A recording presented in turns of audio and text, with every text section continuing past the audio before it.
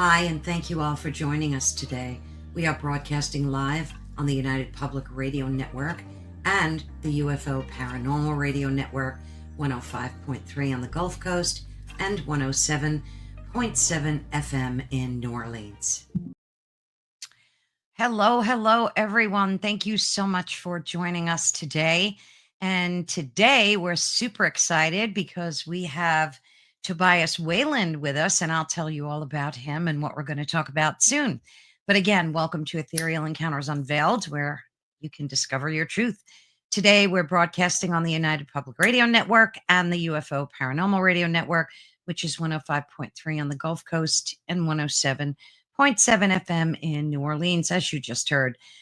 Please leave any comments, questions in the description of whatever social media platform you are watching, or obviously if you're listening, you can't, but please feel free to hop over to visit us on any social media platform where you can then leave your questions, comments, whatever you like for Tobias.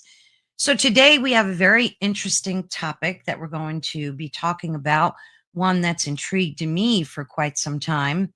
And the name of this podcast is called Mothman: Sightings and Investigations of the Iconic Flying Cryptid. That's actually the name of the book that we're going to be talking about. And this isn't just about cryptid lore. It feels like an active investigation into an ongoing phenomenon.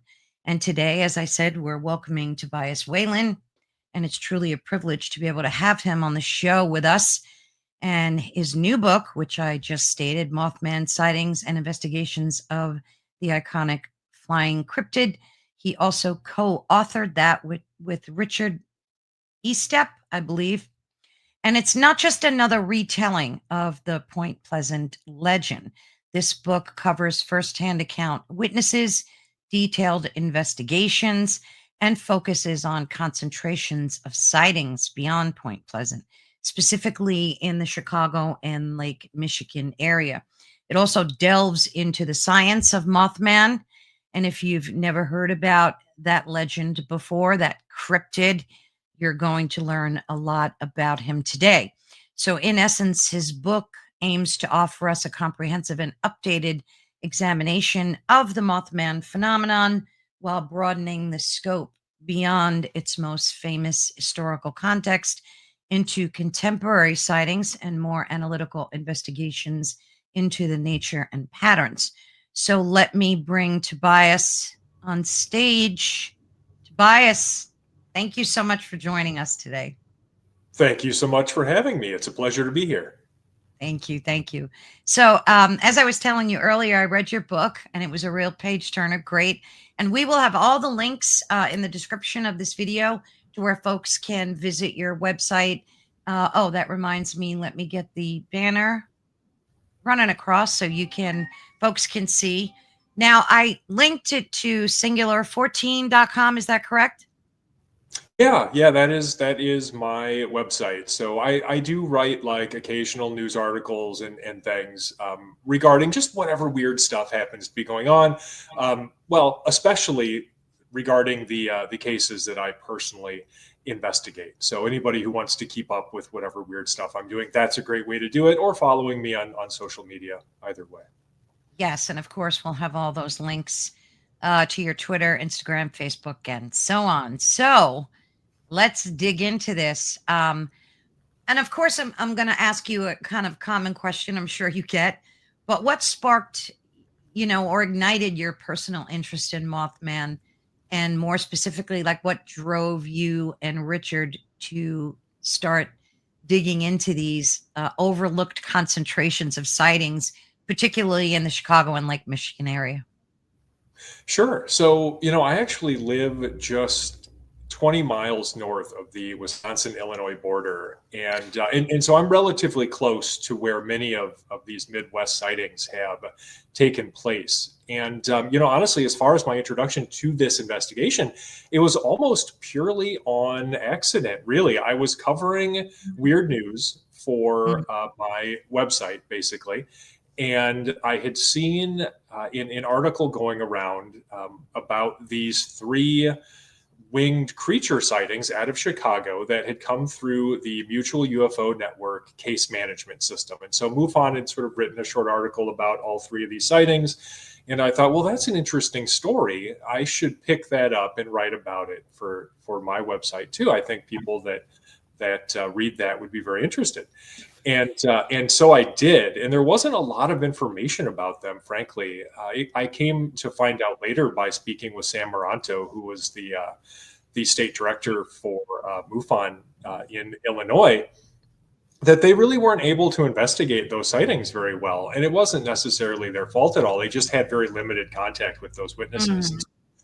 You know, having seen that one article, writing my short article about it, I honestly thought that was going to be it.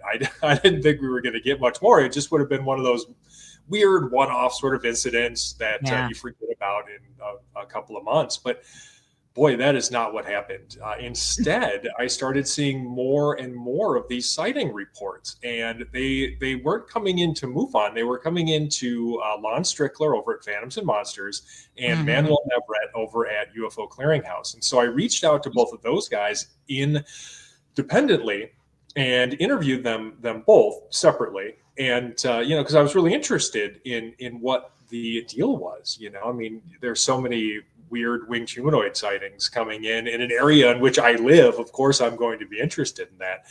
And they were both very forthcoming in terms of sharing information, very willing to be interviewed, very willing to talk about what was happening. Of course, they didn't want to share witness info, which I completely understood. I don't do that either without permission. And, it wasn't too long after that, just through covering those sightings, that people started to reach out to me directly and report their sightings. And it just made sense to sort of coordinate all of our efforts and work together to begin in investigating those sightings, because they were really coming in by like the dozen. Wow. There have been so many at this point. Yeah, it was unbelievable, really. And so that more or less sort of catches us up as to how I was introduced to this. It was, again, like purely on accident. I just happened to be interested in the paranormal and writing about a variety of weird subjects. And I live in the area where all of this weird stuff was happening. So it was easy for me to be able to go and visit witnesses and investigate sighting areas and all of that stuff. So it was a matter of convenience. As far as Richard is concerned, we had met a few years ago, just being at the same paranormal conferences, and we hit it off, and we were friends. And so he was approached by Llewellyn because they were interested in this subject. They normally will cover a lot of like witchcraft and occult kind of subjects, but they've been getting more and more into sort of weird paranormal stuff, and they were interested in Mothman, and they mentioned that to Richard, and Richard was like, "Well, turns out I know a guy who would be really qualified to write this book," and so he reached out to me and asked if I would want to do it with him, and I said, "Of course, it's great to be able to work with your friends whenever you can," and there you go. I mean, that's more or less how we ended up writing this book.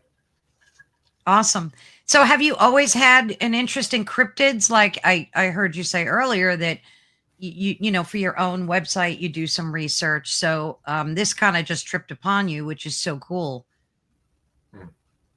Yeah. I've always had a broad interest in everything strange, and that's because for really the entirety of my life, as far back as I can remember, I've had paranormal experiences. And as a result, I was driven to try to learn more about these subjects. Like I'm old enough that when I was a kid, what I had to do is I rode my bike down to the local library, and I found books in like the speculative nonfiction or occult section.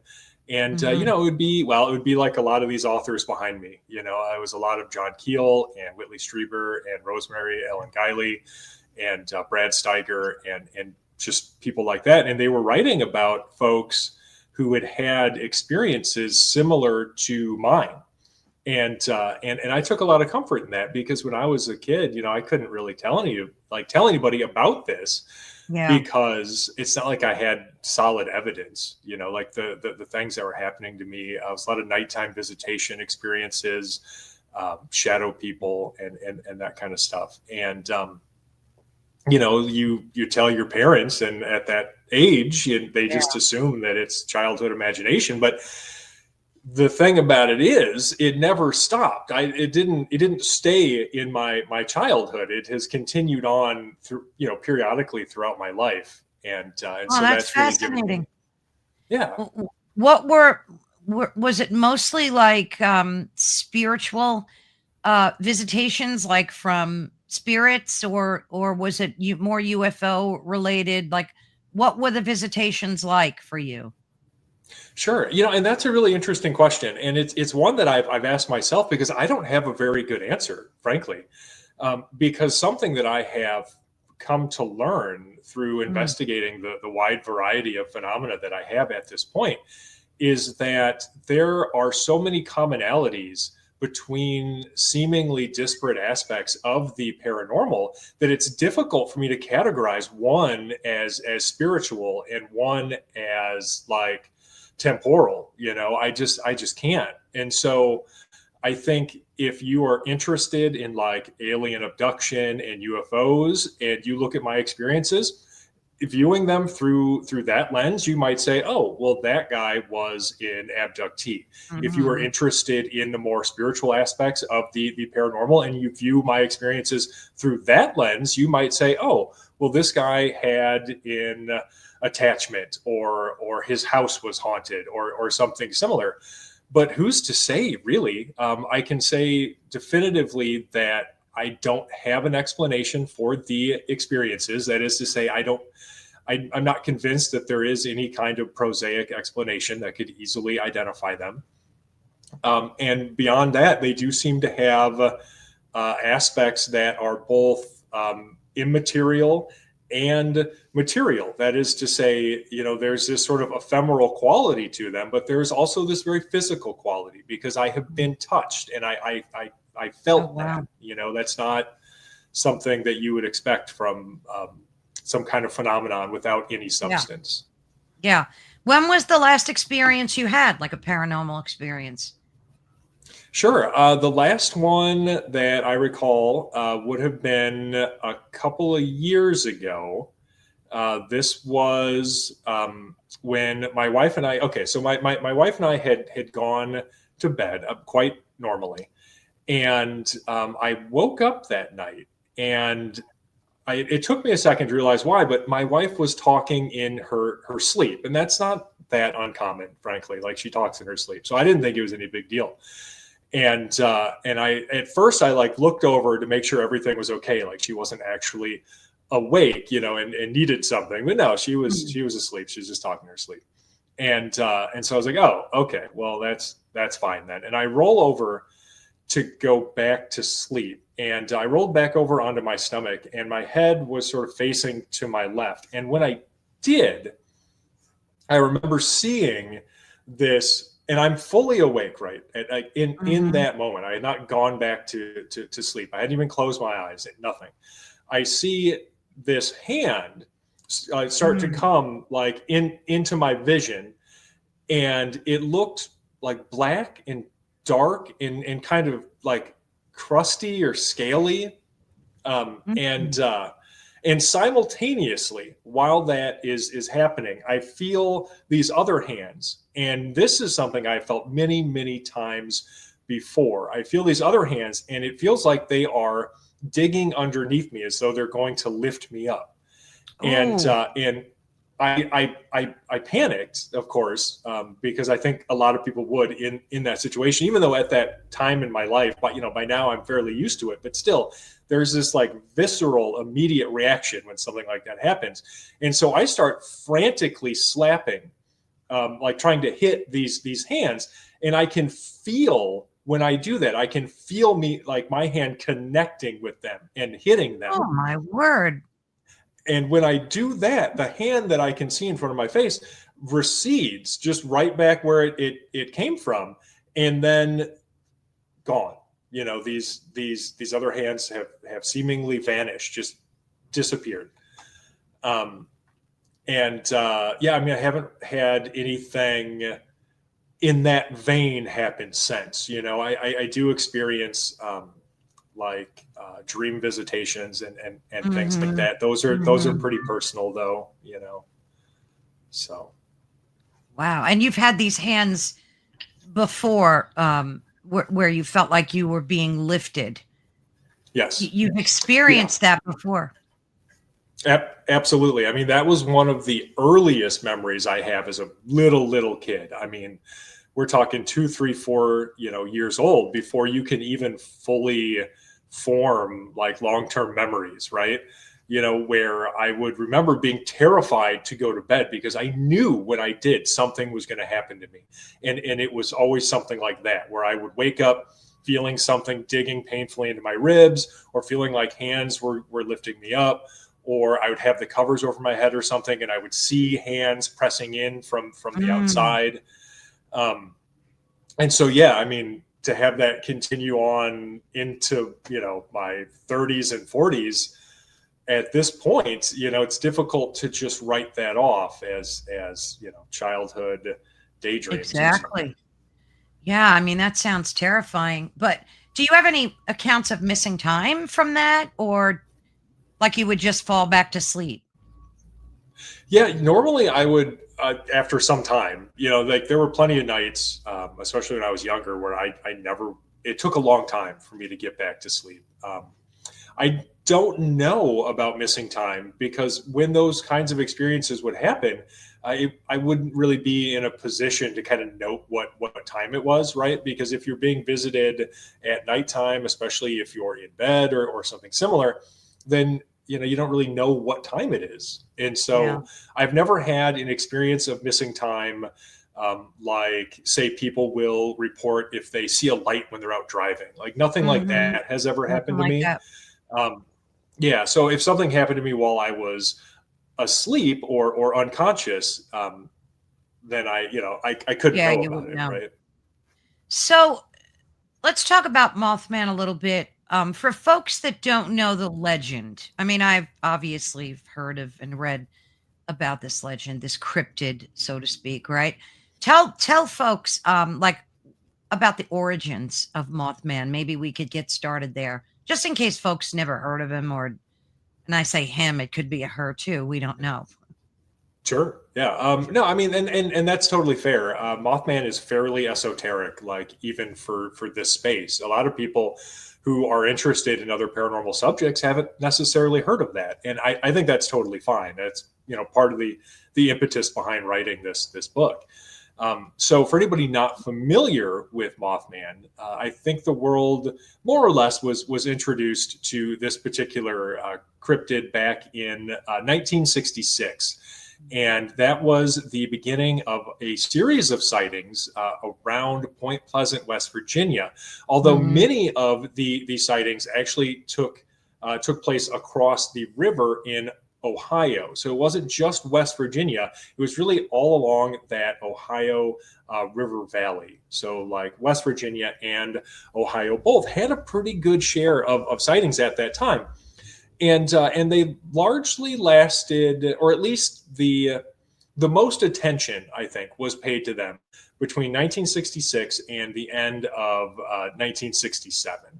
Although, I mean, sightings are still sporadically reported today, even. So I don't think that the phenomenon ever really ended there. But what people were reporting, and still are, there and of course throughout the United States at this point, was a large, 6 to 7 foot tall, Mhm. humanoid being with these enormous wings that were normally reported to be around 12 or 15 feet total in wingspan. And Mhm. perhaps the most defining feature of this thing, whatever it was, were its glowing red eyes. Like, people really would describe the impact that these eyes had. And I've spoken to plenty of witnesses myself, since we've been investigating sightings in this area. And And there are all kinds of parapsychological effects, I think, that are associated with those eyes, because people will describe this feeling of terror. I've had witnesses describe feeling a sort of sense of evil.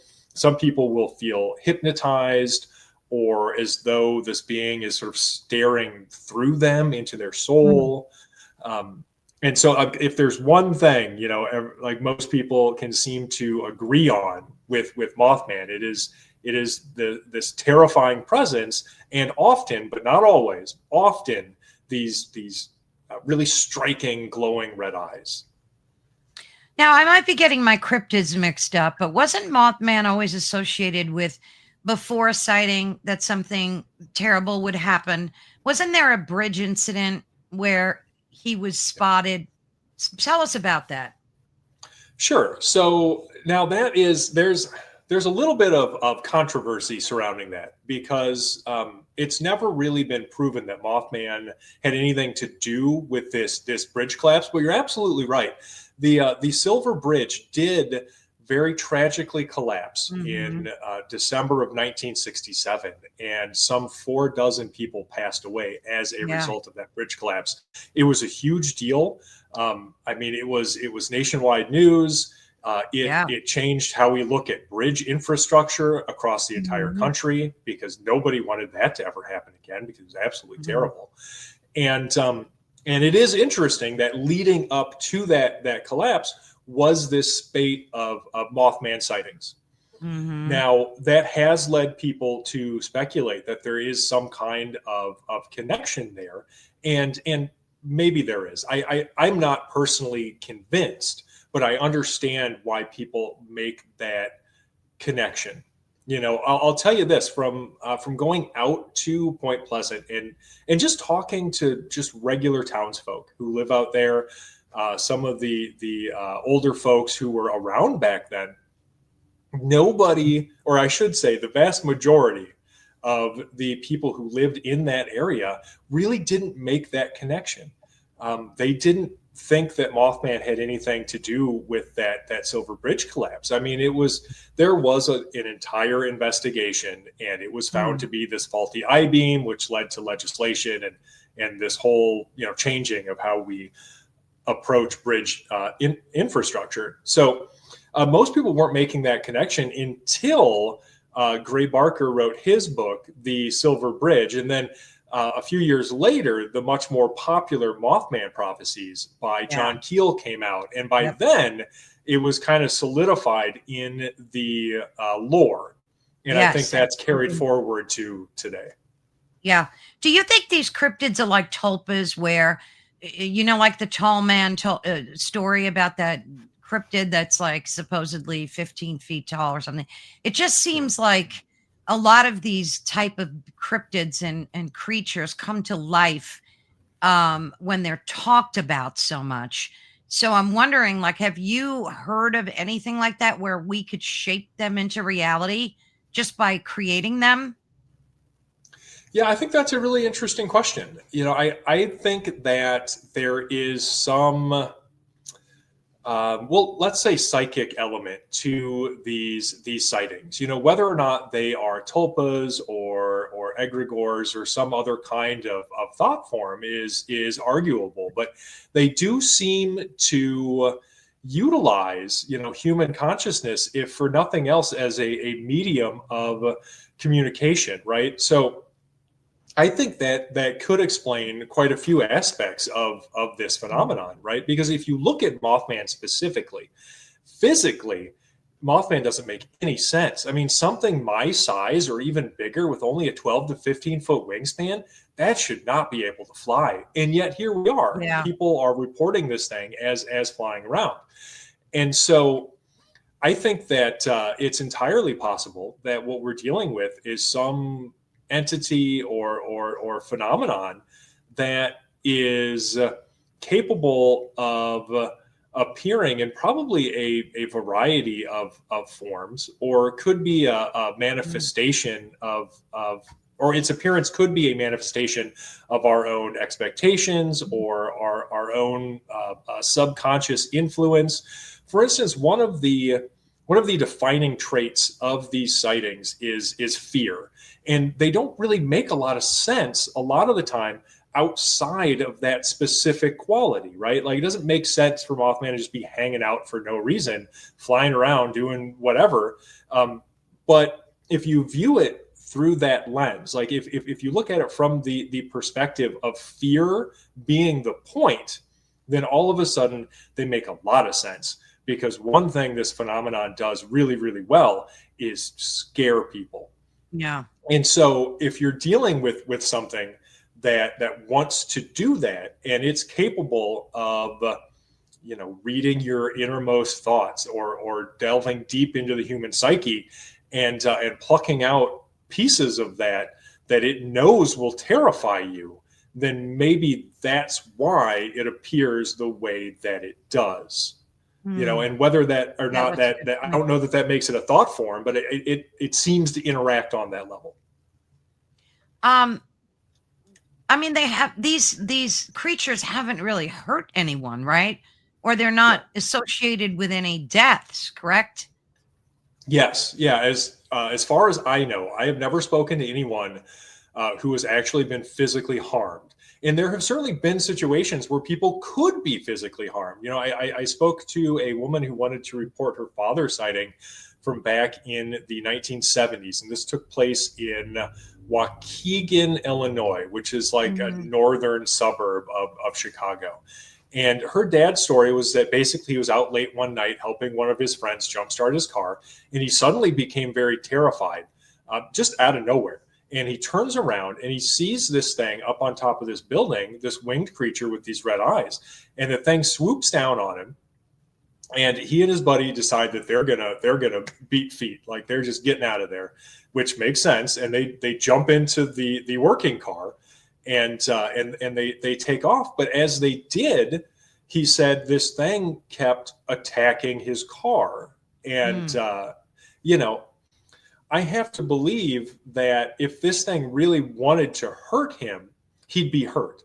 What that sounds like to me is that it wanted to scare him, and it definitely did. Yeah, I've seen photographs of supposed claw marks on cars and, fingerprints and things like that. But who knows? I mean, you don't know what to believe to be fabrication, or, you want to trust people and believe what they say. It kind of reminds me of the Jersey Devil stories a little bit, right? Sure. Kind of like a winged cryptid. Yeah. Weird. Well, I mean, that the Jersey Devil is another interesting case, because we kind of know where the folklore aspect of the Jersey Devil came from. Like that part of it is very well documented. But at the same time, people in all earnestness are still coming forward with these experiences that they can't explain, right? So is it possible that, there is folklore being applied to explain this otherwise unexplained phenomenon? Sure, totally. I don't think that like Mrs. Leeds actually gave birth to the devil's baby, and that's why, the Jersey Devil is flying around. But if people are seeing something that they can't explain, it's not unusual to concoct some kind of story like that to actually explain it. So who knows? Yeah, there's even I remember seeing pictures of the house that the baby was born in. It, people go visit it today, and it's like this big folklore thing in Jersey. But it's similar in terms of descriptions of what this cryptid looks like, right? Winged, glowing eyes, that kind of thing. Yeah, basically. It is very similar. Like, well, you get some of the popular depictions, and it's kind of, as far as the Jersey Devil is concerned, it's sort of this chimeric character where it's got like a horse head, but then like bird feet and wings and breathes fire or something. But a lot of that is probably just tacked on to make the story more interesting. Yeah, definitely. Well, out of all the stories people you've interviewed, what's the most compelling one that made you like, was there one, more than one, where you were like, wow, this really sounds like the truth? There have been quite a few, honestly. I try not to publish stories where I am not at least convinced that the person telling it is authentically relating their experience. So or if there is something problematic about a sighting, or how it was reported, or anything, I always make sure to actually include that. If I feel like it's important enough to share, then I'll make sure people know, like, maybe take that one with a grain of salt. But there are so many. Honestly, I'll tell you, it's quite an experience to actually be face to face with another human being, another adult who is visibly, shaking, sweating, clearly terrified, telling you about this experience they've had. I remember there was one down in Illinois. This was in Woodstock. I believe it was 2018. And this witness, who chose to remain anonymous, and I'll keep him that way, Mm-hmm. had reached out because he had seen something while he was driving home one night. He was driving past the Dewfield Pond Conservation Area in lovely Woodstock, Illinois. And what's interesting about this sighting is because, like so many others, he was just out running an errand. He wasn't doing Yeah. anything special. He had gone down to Walgreens to pick up some milk, and that was it. Mm. And It was February, and it was probably 8 p.m. So it was fully dark out by then. And he had his headlights on. And as he was going, he's coming up to the entrance to this conservation area, and he sees this thing sort of walk out in front of him. And he described it as this large humanoid that appeared to maybe be covered in like dark fur or something. And that's fairly common too. And he said it had these huge wings, and it just walked out into the road. He saw it for a good few seconds, while it was Wow. in his headlights. And then it crossed the street and went like between this house and some trees, and Yeah. then was just gone. And behind that house is the McHenry County Fairgrounds. And so it would have just gone into where nobody was going to see it at that Mm-hmm. point. And what was interesting about that to me is it took a little convincing, but he was willing to let me come down there and talk to him and talk to his wife. And they took us out to the sighting area and showed us around and everything. And these people, I got to tell you, they had nothing to gain from this, other than, I think, the sort of usual cathartic release and validation, frankly, that people have Yeah. from speaking to someone who will actually take them seriously. Because these were people, they had professional careers in town. They were terrified about their Sure. story getting out because of how it might actually affect their life. And like I said, it's one thing to read an article or a book that I've written about that, but when you're at somebody's home and they're telling you about this experience that they've had, this life-altering experience, and they don't want anything other than for somebody to finally listen to them without making fun of them or laughing at them or something, it's powerful, Oh, and sure. I've had a lot of those. Yeah. So. Has anyone reported these? Well, you mentioned MUFON, and they're not really looking into too many of these types of stories, right? I'm sure they have enough on their plate with the UFO stuff, but Right. did they? Yeah, did they get reported to the police ever? Does anybody ever actually file a police report or call somebody somewhere? Sure. It's not very common for people to call the police anymore. I feel like that kind of ended a few decades ago, but it still happens sometimes. So really, the other interesting thing that happened in that area of Woodstock, Illinois, is there was a 911 call made. So Mm. sometime after that witness that I just described had his experience, another witness was at the grocery store. I believe there's a grocery store over there, and there's this tall chain link fence at the edge of the parking lot. He said he was out there. It was real late, maybe 2 a.m. or something, and he saw this thing like this other guy had described. He was out in the McHenry County Fairgrounds, and at first you get a report like that, and you're like, okay, sure, yeah, you did, buddy. This other guy just reported it. But one thing that makes this much more compelling is that he called 911, and I reached out to the Woodstock police, and I believe they directed me to the McHenry County Sheriff's Department. It was either that or the other way around. But regardless, they were very, very helpful.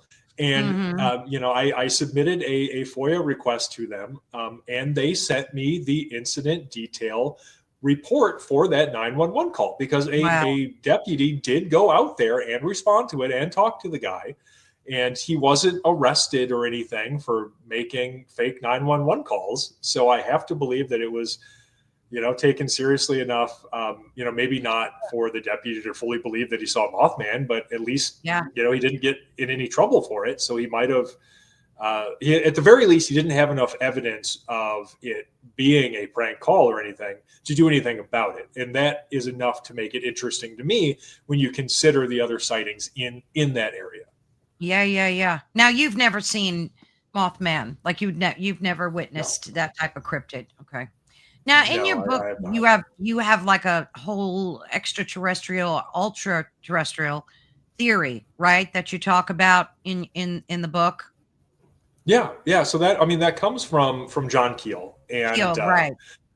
Yeah, even prior to the Mothman prophecies, he was writing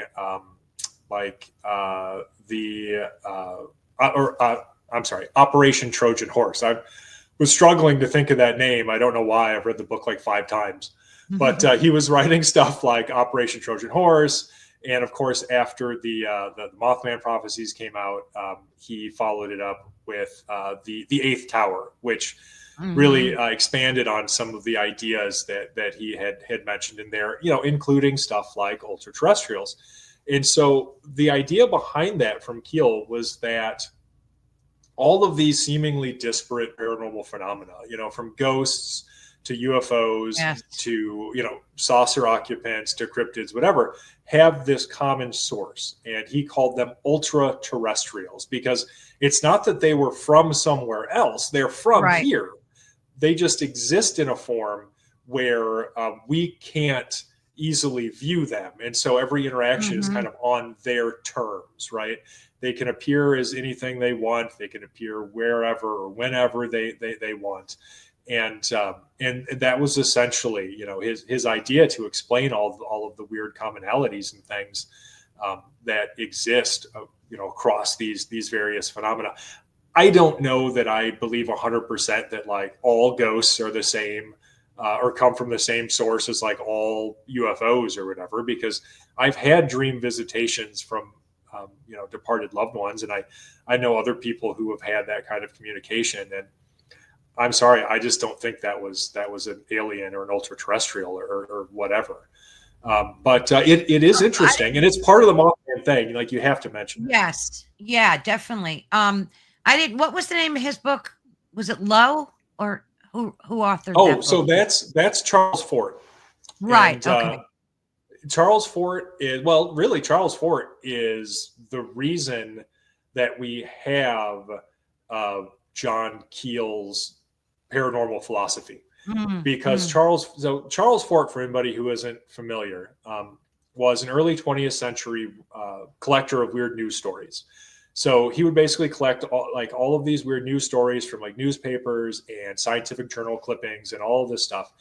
And he would collect them all together and write about them. And he published, I think 3 or 4 books. So you had like Book of the Damned, Low, Wild Talents. He wrote all of these different books. And he didn't specialize in any one area. He really, I think, is largely responsible for sort of beginning that idea of some kind of weird hidden connection between phenomena, because that's something that he wrote about extensively, and so that's really like Keel is the natural evolution, I think, from Charles Fort, which is why we have that term Fortean. That comes from Charles Fort and sort of the philosophical, I think, approach to the paranormal that includes looking at it holistically instead of trying to separate everything and put it all in its own little box. And so, yeah, I think John Keel is sort of the natural evolution of that Fortean philosophy, and that his ultra-terrestrial hypothesis sort of arises quite naturally out of what the kind of stuff Fort was talking about. I'm gonna read both of those authors' books because it really sparked an interest in me. I mean, I kind of like the premise of it, and I like how who talked about flaps or this flap window area? Was that Keel? That was Keel, yeah. And so he had this idea that there were specific geographic areas that would attract high strangeness for whatever reason, and they had these sort of like ephemeral windows, that would open, and then you would get a huge like influx and confluence of various phenomena, and then the window closes, and it's just done at that point. I really like that paragraph in your book where you describe that. I mean, I know you said you don't fully believe that it explains all high strangeness situations, but I do like the principle of it, that flaps occur within these windows, because it does seem to be like all of a sudden you, like with this book, there was just an influx of these sightings, and it almost seemed like maybe there was a flap that was opened where these entities, creatures, whatever you want to call them, come into our dimension. Like maybe it has to do with multi-dimension access or portals. Like what's your thought on that whole thing?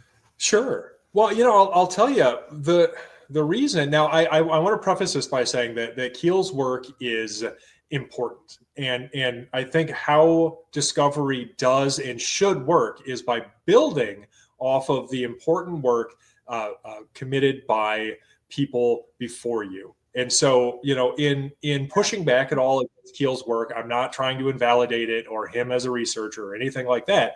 I just think that's like the sort of natural process. Hopefully someday somebody does that with my work, right? Mm-hmm. And so in terms of, like his hypotheses regarding window areas and flaps and stuff, it is interesting because you do see exactly what he's talking about, because that stuff does happen where you'll get a bunch of reports within a relatively small geographic area, mm-hmm. and they all seem to come very rapid fire, and it's just very strange. Now, in terms of why that happens, that becomes a little more difficult, because the one thing I will say is that it never ends. It might taper off and they might come slower, but it never actually ends. That window, it never closes fully. And at this point, I think it's bigger than people think too, because I've received reports from all over. I did Unsolved Mysteries last year, and after that aired, I started getting reports from all over the entire world, and they're consistent. Yeah, I mean, and there are these winged humanoid reports, and they're consistent with what people have been reporting here for decades, right? And even before then, I was getting reports like coast to coast here in, as far south as Texas and Mexico, and as far north as up into Canada, of people reporting these Mothman winged humanoid sightings. And so while that's happening, it's difficult to reconcile that with a very strict interpretation of, high strangeness window areas and flaps and things, because a very strict interpretation of those wouldn't or shouldn't allow for what I've been receiving. And yet here we are, these things are happening anyway. And so my sort of explanation for why we get a lot of reports out of, a relatively small area very quickly, it often, I think, has more to do with popularity and population density than it necessarily does with the frequency of sightings. So using Chicago as an example, it's a huge city. Yes. And obviously, when people see any kind of report of something strange, if they've had that kind of experience themselves, they're much more likely to come forward with it. Or if they are interested in this kind of stuff, or, maybe even prone to, fantasy in some way, then they might, after seeing that themselves, become biased to interpret things as that phenomenon. And I think we saw some of that in Chicago, which is why so many reports seem to come so quickly, because there are compelling cases, and I am not trying to explain everything away. But I think we have to do our due diligence and try to understand the cases that do have a prosaic explanation, because by doing so, then we better define the cases that don't, and that really ends up validating the actually truly anomalous experiences people have. And so I'm relatively confident in saying that about half of the Chicago sightings were very likely to be misidentified large birds. And it's interesting. It's true. And it's interesting when you look at those sightings too, is that they're so different from the actual paranormal ones. Like, they're so different. They take place during the day often, and the person will see this thing flying and it's kind of far away, and they don't have any of the weird paranormal stuff that like other people will describe, like the fear or any other weird stuff, because a lot of people will have a Mothman sighting and they might see a UFO, or their house might be inexplicably haunted afterwards or something. And so when you take all of those away, and you boil it down to just the truly, truly interesting sightings, the ones that I think have a very good likelihood of actually being something weird, it's a much more manageable number. And it's not, I think, that different than what maybe is happening all over the place. And we just don't hear about it because the people who live there haven't been exposed to this phenomenon. And they assume that nobody else has ever seen anything like that. They don't want to come forward because, they don't want people to make fun of them. It's so hard to, I think as a researcher, it would be so hard to muddle through all of this data and know what's a big vulture that they're seeing with 20-foot wingspan or something. But I don't know, that's why that flaps theory made sense to me, because even with UFOs, there does seem to be, like, look at the drone thing that happened in Jersey. We had this window where there were just drone sightings every 5 minutes. I mean, we had them here in Pennsylvania too. I could literally walk to New Jersey from where I live. I'm so close to the border. So, and then all of a sudden that flap seems to close. And then, every now and then you get them. And that's why that kind of resonated with me, because even though you're saying there are reports all over the world, maybe these reports, half of them or whatever percentage you just mentioned, to be real. I don't know. It just made sense to me, like a dimensional portal thing. I mean, especially when go ahead.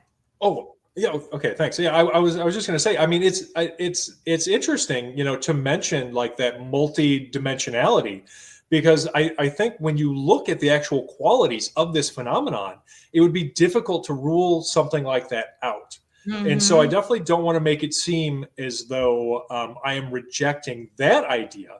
Certainly it's not, just a possibility, right? It's just you're putting it out definitely. there. Yeah, I like that. And it's funny because there's so many paranormal shows on too about portals, for whether it's demonic or angelic. I mean, it's just, the theories are just everywhere when it comes to portals and how these entities access this dimension. So portals kind of make sense to me. And then if you talk to a lot of psychics too, they're very much into the portal theory, where they're entering our dimension through these portals. But I don't know. You don't think that's true with Mothman? Where would it live? Like, where does it reside? Well, if it's not from another exactly dimension. Well, I think that there is some aspect of like of extra dimensionality to this being. I think Mhm. that's a very likely explanation in terms of potential paranormal explanations Yes, for these sightings. I think that almost has to be the case, sure. because when you look at what this thing seems to be, it, like I said, it doesn't make any sense as a biologic organism, at least not as we understand them, because you're right, like there's no signs of predation where this thing Mhm. lives. So you have to ask yourself, what does it eat?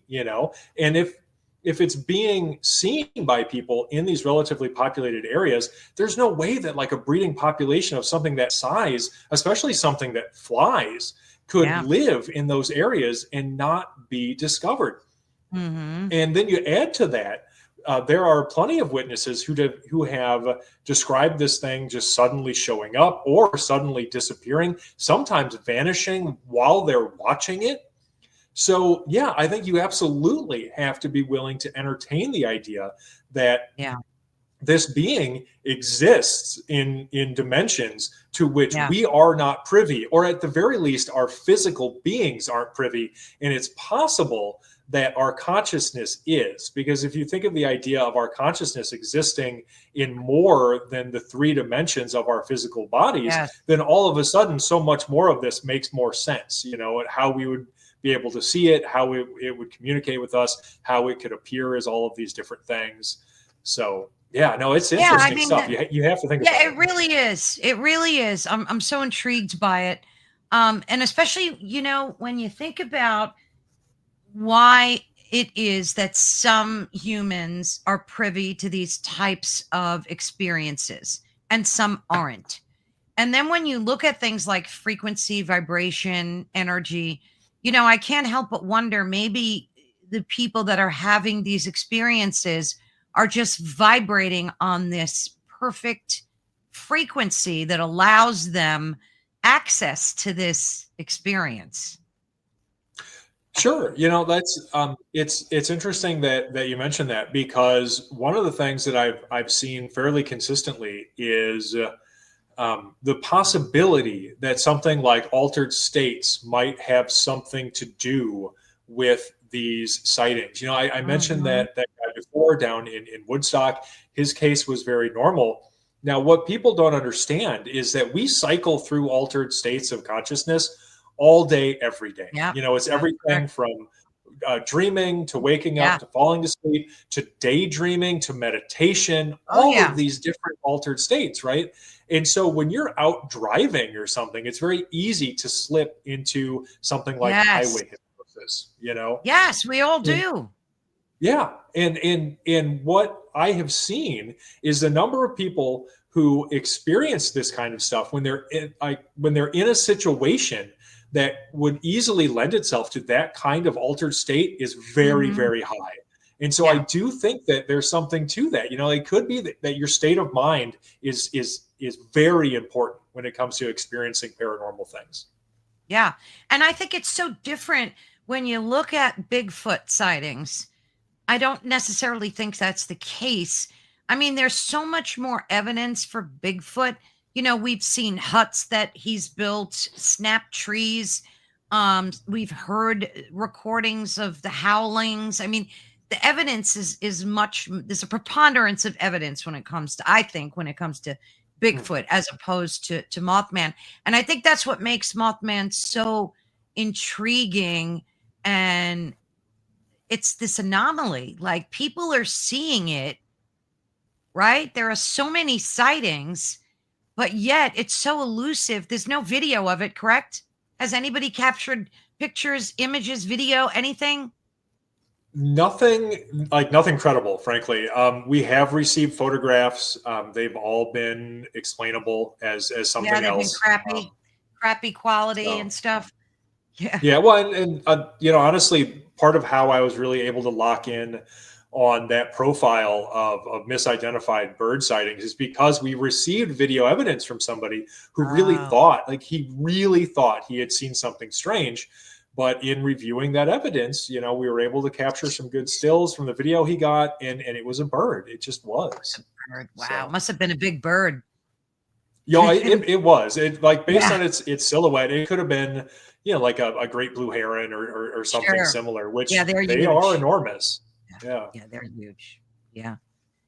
It's just interesting. And again, when you kind of benchmark it to Bigfoot, there's so many videos and images of Bigfoot that are really like legit. And the footprints that we capture. I mean, have there been any? Well, this is a flying cryptid, right? But Right. people are seeing it walk. So after it walks, are there any footprints or anything? Interestingly enough, you know, I've only ever seen one. So in that Woodstock report that I mentioned earlier, when you know, I was able to get down there with my wife Emily pretty soon after this sighting had occurred, and they took us out, you know, like I said, to the sighting area. And at that time, it was, you know, it was late February, early March, and there was still snow on the ground, and there was a lot of ice in this area. And when they Mhm. were showing us where this thing would have come out of as it left the conservation area and walked across the road there, um, we found this anomalous footprint, and it looked like a human or humanoid footprint. You could Mhm. see the individual digits. You know, it seemed to have 5 toes, but it was big. You know, it was much longer and bigger than you would expect a normal human footprint to be. I mean, even if you, for whatever reason, could could believe that somebody was walking around barefoot in the snow and ice, you know, in northern Illinois, it was still a weirdly big footprint. Um, so that was the only one that I've ever seen, and it's the only one that I've even heard of. There just isn't the kind of physical evidence associated with this phenomenon that you see with something like Bigfoot, because you're absolutely right. Like, there's much more evidence in favor of Bigfoot as an undiscovered animal species than there is for, well, almost any other cryptid, but especially Mothman. Now you don't have. I got the PDF version of your book, but you don't have an image of this footprint in the printed version, do you? Are there any images in there that you shared? No. Not in the new book. Anybody interested in that, who wants to go back and pick up the Lake Michigan Mothman, High Strangeness in the Midwest? Now, Hmm. I've got all kinds of images in there. So if you do want to see that footprint, it's in that book. Oh, okay. You could send us the link to that, and I'll make sure I Sure. I add it so folks can check it out. So, are there any other like discernible patterns of behavior for Mothman? Like, it does it interact ever aside from some hostility? Like, has anybody reported? Because I remember hearing stories a long time ago about people seeing Mothman, and it would like follow their car and kind of be this threatening winged thing hovering and kind of like racing with their vehicle, always aggressive, you know, always like you said, trying to scare them. But have there been any other cases of interaction or something discernibly different from hostility that you've encountered? I'm not familiar with any, honestly. It's been pretty consistent. The closest thing that would come to what you're describing would be people who just didn't interact with it much at all, honestly. Mm. But yeah, generally speaking, the closer in proximity that the witness is to Mothman, the likelier they are to be terrified, and like the Yeah. higher that level of terror is likely to be. Yeah. So So for somebody to write a book about something, you have to really be like obsessed with it, so to speak, because it's taking, you know, almost years. But how many years did it take you to do this research? And it had to be a few, right?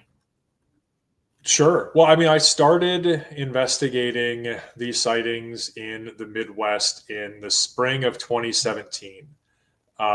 And so by the time we started on this book, I mean, I was 7 years into this, you know. and I had already written 3 other books. I mean, only one of them was about, those Mothman sightings. But so yeah, I mean, it really, like, there are years and years of Yeah. experience in this work. As far as like Richard and my work into it, we still invested a significant amount of time going out to places like Hmm. Point Pleasant and Van Meter, Iowa, and of course down into Illinois and stuff, and all of these other places associated with sightings. So I mean, this book itself took us over a year just to Yeah, of research and course. write. So Of course. And then there's finances involved. You have to pay for your, accommodations and travel. It's something that people like shouldn't just take willy-nilly. I'd like, if somebody writes a book about something, they're dead serious about they put their heart and soul into it. So what is it about Mothman that triggered that in you? honestly, for me, it was speaking with the witnesses. Mm. The reason that I do this is that I know what it's like to experience the impossible, and I know how isolating that can be, and I know how difficult it can be when you feel like nobody's going to believe you. And so, what keeps me interested in not just Mothman, but every paranormal phenomena that I investigate is being able to help people as much as I can. Just hear them Oh, out, that's and nice. just do my absolute best to authentically relate their experience, using their own words as much as possible, but just to really do it in good faith. So then other people out there, maybe little kids who just like me are being introduced to this subject because they have their own experiences that are going on in their lives, can read these stories and go, wow, somebody else has experienced this. I'm not alone, and that's what keeps me going. That's why. Have you researched your own experiences? Like the thing with the hands, I don't think I've ever heard, and I interviewed so many people where they've felt hands like trying to lift them up. And you mentioned it almost sounded lizard like in the skin texture. Like, have you done any research into your own experiences, like with maybe that was a cryptid type being that was visiting you, or like I said before, it might have been an extraterrestrial, like, or have you just let these experiences kind of, you felt them and just let them pass through you? Like, did you go for hypnosis? I mean, what's that been like for you? Sure. I've never done hypnosis or anything like that. I have spent significant time thinking about the things that have happened to me. And of course, I'm curious about them.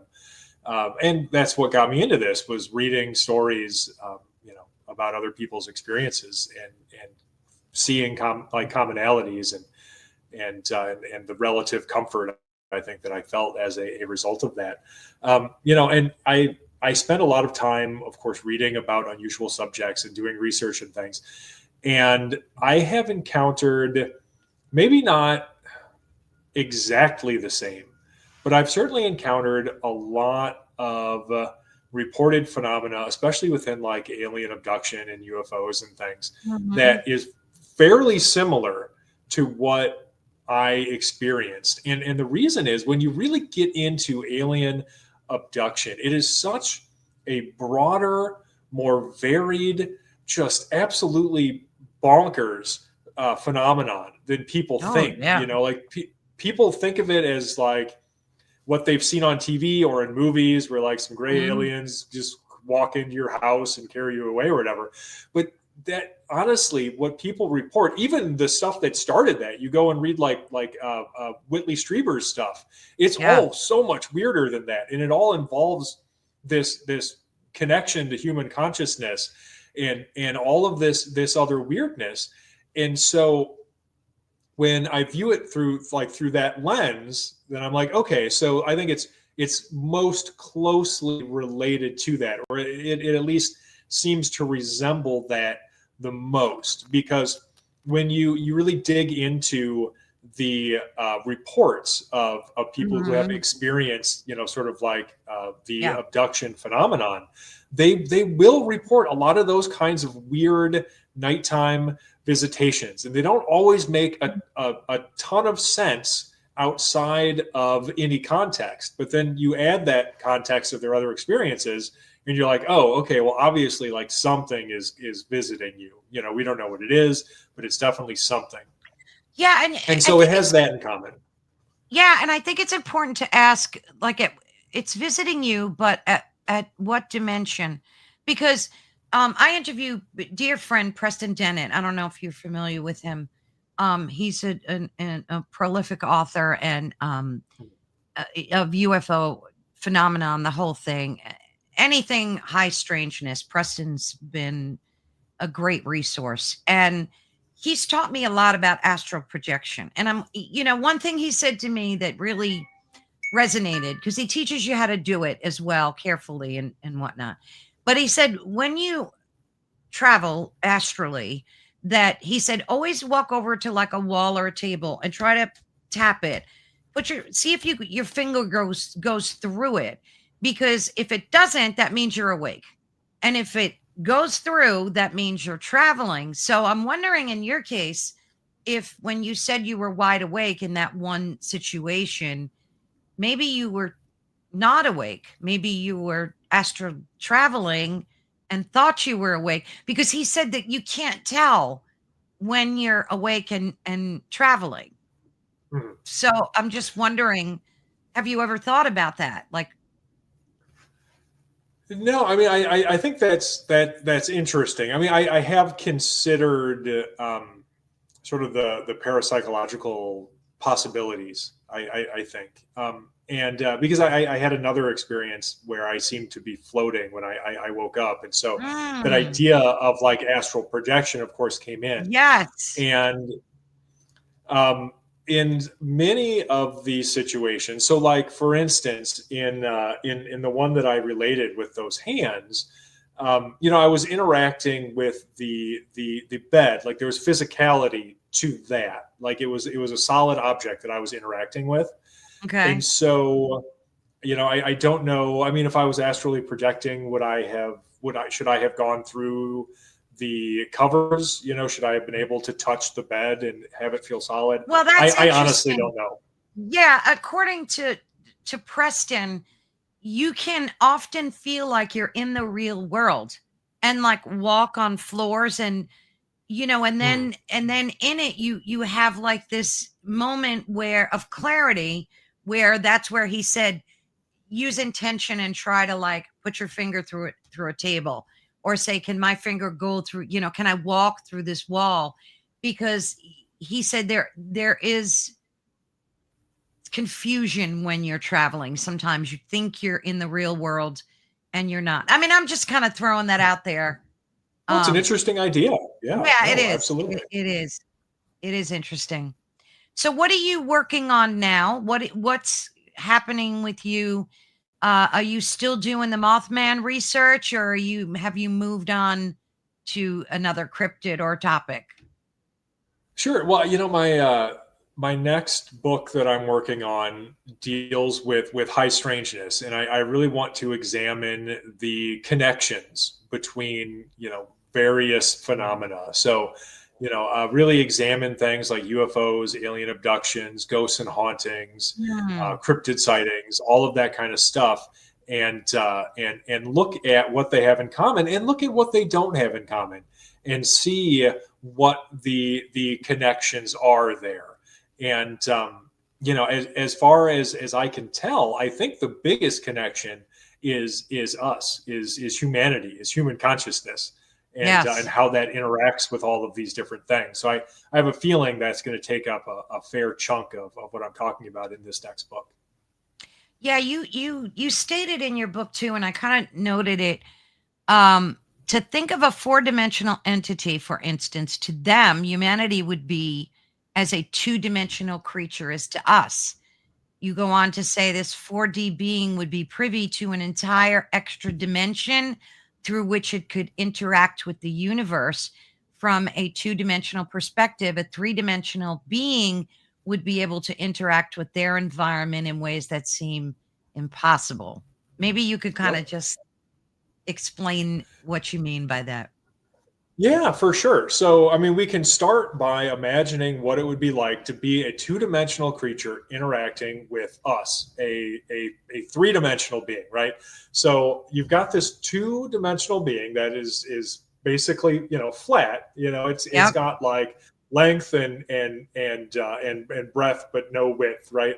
And so here we are. We've got this whole extra dimension, and so we could, because we're three-dimensional, we could pop into and out of its perception in a way that would seem like magic. But to us, it's as simple as just entering its two-dimensional space and then leaving, which we can do at will. It's the easiest thing in the world for us to do. But that two-dimensional being is going to see this thing pop into its reality and pop back out, just vanishing seemingly impossibly.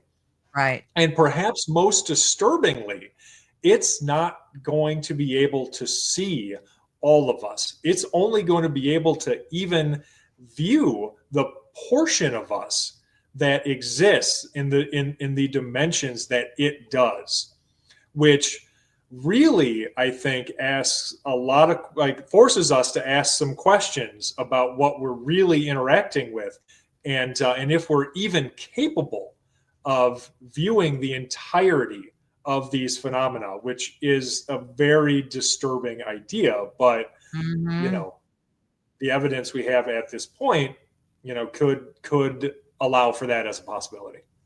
Yeah. Yeah. Yeah, I mean the whole, field of high strangeness is full of of mystery and the unknown. And I mean, even if you look at like CERN, right, with the Large Hadron Collider, they're saying, and I read an article that they are able to manifest or come in contact with creatures from other dimensions or extra dimensional beings. Have you heard that about what they're doing over there? I don't. I think I've certainly heard rumors, but I don't have any specific knowledge, and I don't know. Yeah, I mean, I don't know definitively, I guess, if that is taking place. But I mean, as far as I know, dozens of people a year are interacting with interdimensional or extra dimensional creatures because they reach out to me and tell me. So, Yeah, it's just weird because when you look at CERN, like this article says, CERN researchers confirm the existence of the force. Physicists at a European laboratory for particle physics announced today that there's an invisible force that permeates the universe, binding the galaxy together. I mean, there's so much being discovered in the world of quantum physics and so on. And I think this directly ties into this world of high strangeness that so many of us are experiencing. And now science is kind of catching up to it. Does that make sense? oh, totally. I mean, I think that the issue that we've had for years and years now is that we don't have any reliable technological means Yeah. to detect or record paranormal phenomena. The most valuable piece of equipment that we have, and the only thing that seems to be able to to reliably perceive or record paranormal phenomena, is the human mind. And we need something. We just need technology to catch up. And so, if that's happening, I think that's fantastic. Yeah, and I think it is. And I think that's great that it is. And it doesn't seem so taboo anymore. Like you mentioned before, that witnesses don't want to come forward because the same thing with UFO witnesses, or people that have been abducted or taken or whatever verbiage you want to use. Because I know that the community doesn't like that word abducted. They use the word taken and so many different words. But Sure. I think it's less taboo nowadays to I mean, look at the internet. It's loaded with folks that are coming forward with different types of experiences in the arena of high strangeness, whether it's Bigfoot, cryptids, whatever. I mean, I think people aren't as um afraid to come forward because they're worried about their jobs. I think that it's more widely accepted.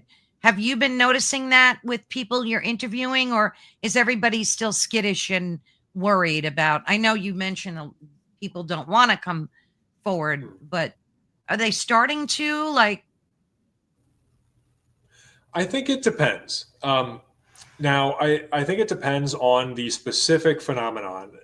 Things like ghosts and UFOs, and certain cryptids like Bigfoot, they've received a lot of mainstream attention, Yes. and so I think that people are far less reluctant to come forward about those kinds of subjects specifically.